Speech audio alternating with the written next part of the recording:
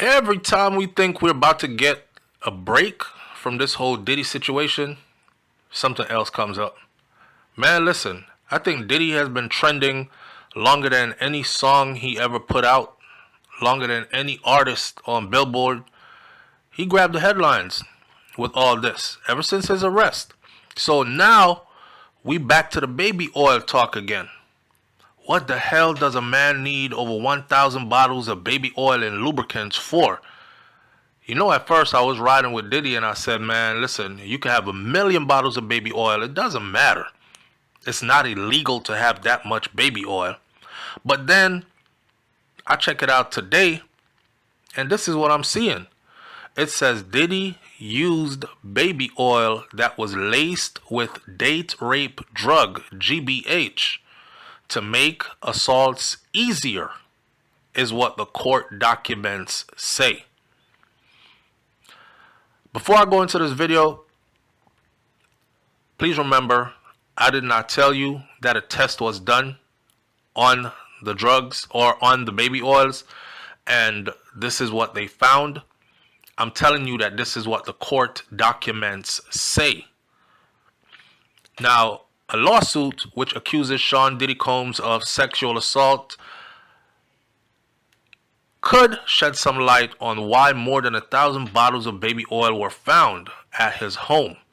According to the court documents, the rapper used the baby oil laced with date rape drug GBH to make the assaults easier. The lawsuit, which was filed on Monday, suggests that the drug was absorbed through the victim's skin after applying the baby oil to make them drowsy. In it, a man known only by the name of Jane Doe accused Diddy of assaulting him when he was just 16 years old back in 1998. He also shared a photograph of him and Diddy together at one of Diddy's famous white parties. Diddy, of course, has denied these accusations against him. Now, in all fairness, remember, Diddy's white parties were not exclusive to adults. These were family gatherings that would turn into adult sessions later. And there's even a video out there where Diddy would normally get on a balcony and he would pick up the microphone and he would say to everybody that was there, listen, we got one more hour for the kids. After this, the kids gotta leave, and then it's grown-up time. So this guy posting a picture with Diddy at the all-white party when he was 16, if you look at the picture, you will see even smaller children in the pictures behind them. So there was a session, part of the white parties, that actually had children, families. They would come, they would have family time together, right? So I'm just putting it out there that him standing with Diddy in a picture does not mean that proves assault. Like I said before, all these accusations are going to have to be proven in court. You taking a picture with me back in 1998 does not say I took you somewhere and assaulted you. Now, there existed something sinister, a dark underbelly of crime, sex trafficking, forced labor, kidnappings, bribery, and prostitution. This is according to what the courts are saying about Diddy. It says that Diddy is a menace to society. He's a menace to women and he's a menace to children. And of course, again, Diddy denies all these allegations. Diddy's white parties, they were once considered the most sought after invitations on the social scene, and they were attended by a constant stream of A-list stars. You couldn't just roll up in there as a nobody. The who's of the who's and what's of what's wanted to be at the all-white parties. Now, according to the new filing by Tony Busby, that same lawyer out of Texas who says that he is representing somewhat about 120 people who he calls credible, it was also central to Diddy's alleged offending.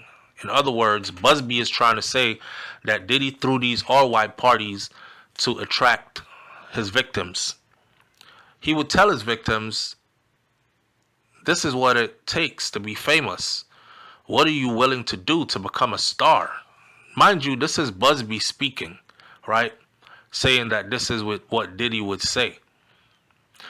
John Doe, who was 16 and was living in New York City when he received a highly sought after invitation to the 1998 White Party in the Hamptons, when he received the invitation, he felt like he finally had an opportunity to rub shoulders with the who's of who's and what's of what's in the industry. And I mean, you 16 years old, you trying to make it big in the industry, right? And everybody else is trying to get one of these invitations and you got one, so obviously you're gonna go. He just thought it could be his chance to break into the music industry, is what the court paper says. Now, as John Doe entered, he said he spotted countless celebrities and A-listers who formed the music and entertainment industry. He recognized faces that he had seen on TV and on the big screen. I'm sure he thought, I have arrived. I'm asking, my question is, where the hell is John Doe's parents? Because if he's here at this party in a picture with Diddy and he is underaged, how did he get here? Who brought him there?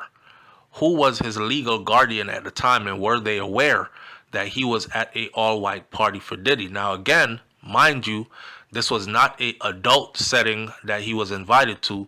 There were lots of other children and adults chaperoning these children around, right? The young boy was making his way through the crowd and he was heading towards the restroom when he said he accidentally bumped into Diddy. This is what the paperwork says in court. He was shocked. Said he found himself face to face with the big man himself. This is a titan in the music industry. He was standing right in front of him in his own property at his own party. You know, he's a bit intimidated. He's 16. He's like, oh, damn, right? I mean, anybody would be, especially at that age. So the picture shared in the court filing was allegedly taken at that moment during that interaction. Now, the way they tell it like he was in some dark hallway inside of the mansion heading to the bathroom and Diddy cut him off. But if they say the moment where they met was where the picture was taken, you could clearly see that that's outside in front of everybody. And again, even smaller children were around in the background playing, right? So the filing then states that Diddy took an interest in John Doe and wanted to talk to him. They wanted to move to a more private area near where the portable restrooms were that they brought to the party. There, John Doe told Diddy that he was a big fan of him and shared his dreams with him of becoming a star. And he said that Diddy smiled and Diddy kept telling him that he had potential and he had the look, that look.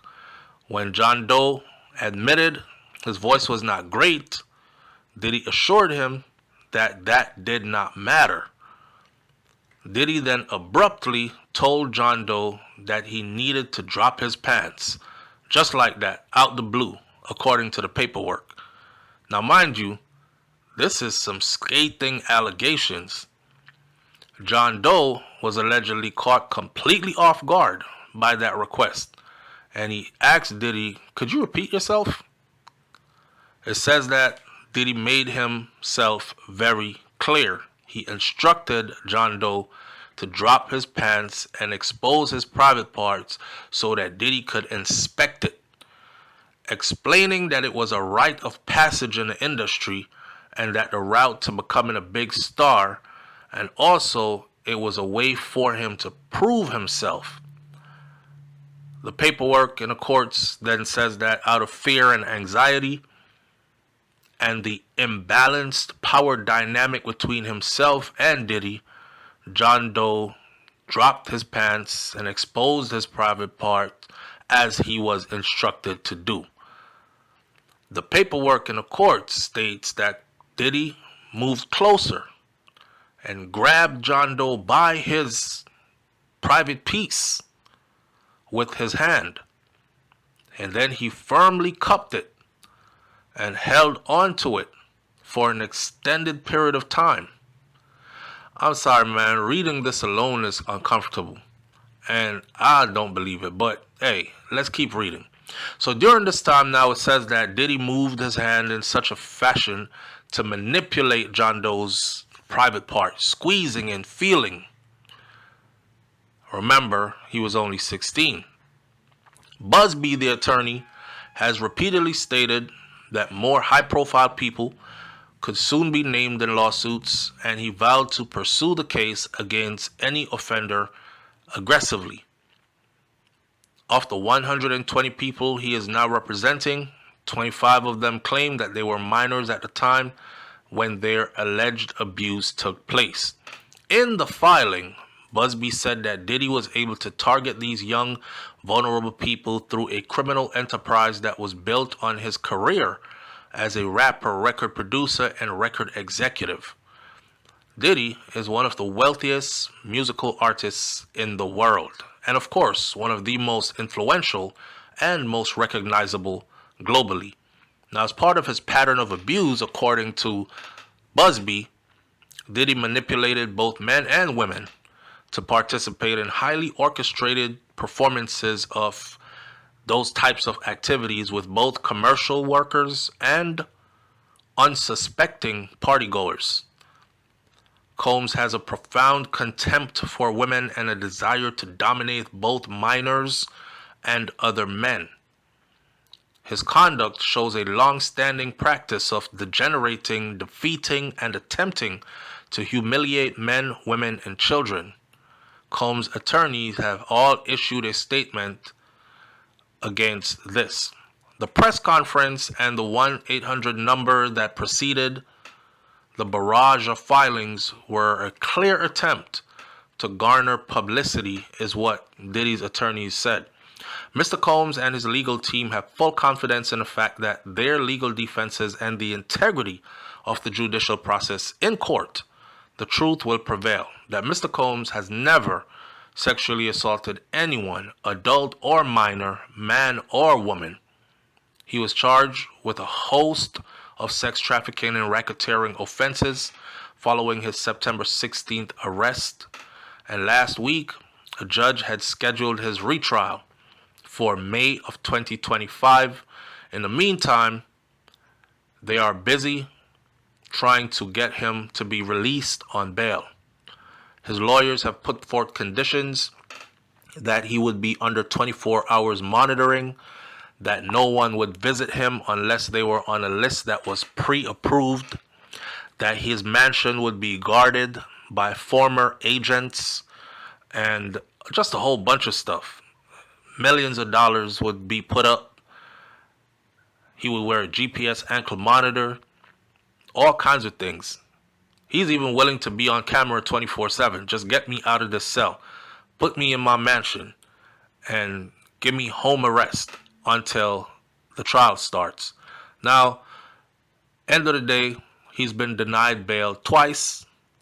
And as it sits right now, Diddy's appeal for bail, his third appeal, sits before a panel of 3 Supreme Court judges who will look over, see the pros and the cons, and they will eventually make a decision if he will be released pending his trial. Now, someone said, man, I'm looking forward to the A-listers. There must be loads that are running scared right now. I know I wasn't there. Well, was he there by himself? That's a good question. Another person says, why only the A-listers? Why not all the others? No-name creeps at these events. You want them to be able to fade back into their communities to feed your hunger of Hollywood gossip? I often wonder. Parents are as much to blame, someone said. As a mother, I make sure I know where my child is at and who they're with. Never in a million years would I allow them to go to a party filled with anyone that I just did not know. So for the fact that he ended up at this party, they're still asking the same questions that I'm asking. He was 16 at the time, which means he was a minor. Who was his legal guardian? And they should take it from there.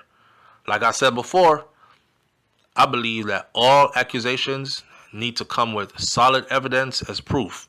And it will all happen when this case goes to trial.